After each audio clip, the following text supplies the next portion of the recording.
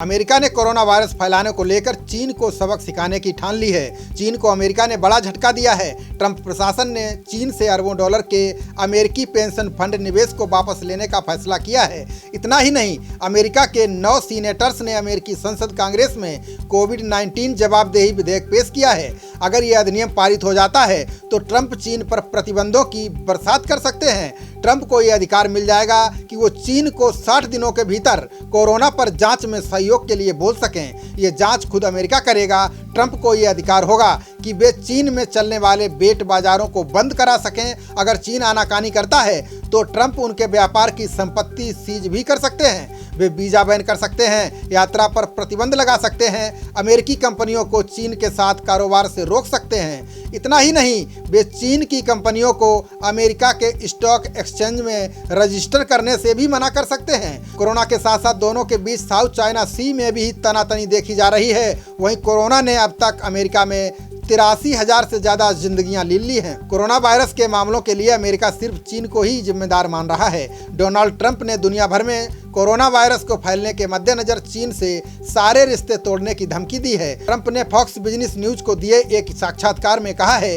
कि कई चीजें हैं जो हम कर सकते हैं। हम सारे रिश्ते तोड़ सकते हैं। पिछले कई हफ्तों से राष्ट्रपति पर चीन के खिलाफ कार्रवाई करने का दबाव बढ़ रहा है। सांसदों और विचारकों का कहना है कि चीन की निष्क्रियता की वजह से वुहान से दुनिया भर में कोरोना वायरस फैला है।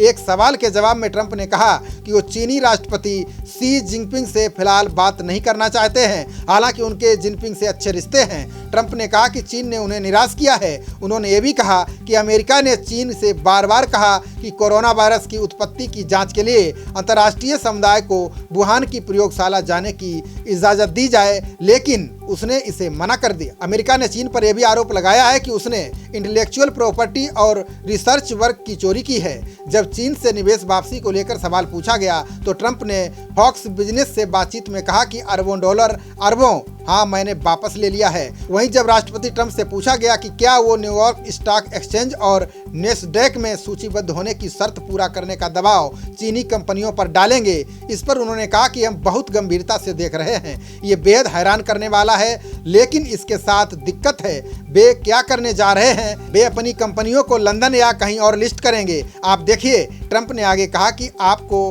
पता है कि हर कोई शख्स इंसान बनना चाहता है। एक तरफ जहां सीनेट में बिल के जरिए ट्रंप को ताकत देने की कोशिश हो रही है, वहीं माइक पोम्पियो ने भारत, इजराइल, दक्षिण कोरिया, जापान, ऑस्ट्रेलिया, ब्राजील के विदेश मंत्रियों के साथ गहन मंत्रणा की है। इस बातचीत में चीन को कोरोना फैलाने के लिए सीधे सीधे जिम्मेदार साबित करने की रणनीति पर चर्चा हुई। विदेश मंत्रियों में इस बात पर सहमति बनी कि चीन से कोरोना फैलाने का हर्जाना वसूला जाए। सभी 7 विदेश मंत्री इस बात पर सहमत भी हैं कि चीन की समुद्री गतिविधियों पर तत्काल रोक लगाई जाए। बता दें कि इस साल जनवरी में अमेरिका के साथ हुई फेज 1 ट्रेड डील भी चीन को सताने लगी है। व्यापार संतुलन के नाम पर ट्रंप ने इस डील में चीन को अमेरिका से आयात बढ़ाने को कहा है। कोरोना के नाम पर डिजास्टर क्लॉज का हवाला देकर चीन इससे बचने की फिराक में था। ट्रंप ने साफ तौर पर ऐसा करने से मना कर दिया। चीन की चाल थी कि अमेरिका के साथ नए सिरे से व्यापार डील हो, यानी वो वैसे ही अपना सामान अमेरिका में बेचता रहे जैसा पिछले सालों तक बेचता रहा है। इस डील के तहत चीन अमेरिका की वस्तुओं का बड़े पैमाने पर आयात करता है। व्यापार संतुलन को बेहतर करने के लिए अमेरिका ने चीन को ऐसा करने के लिए मजबूर किया। ट्रंप ने पिछले साल चीन से आने वाले माल पर भारी टैक्स लगाया था, जिसकी वजह से made in China products America में महंगे हो गए थे।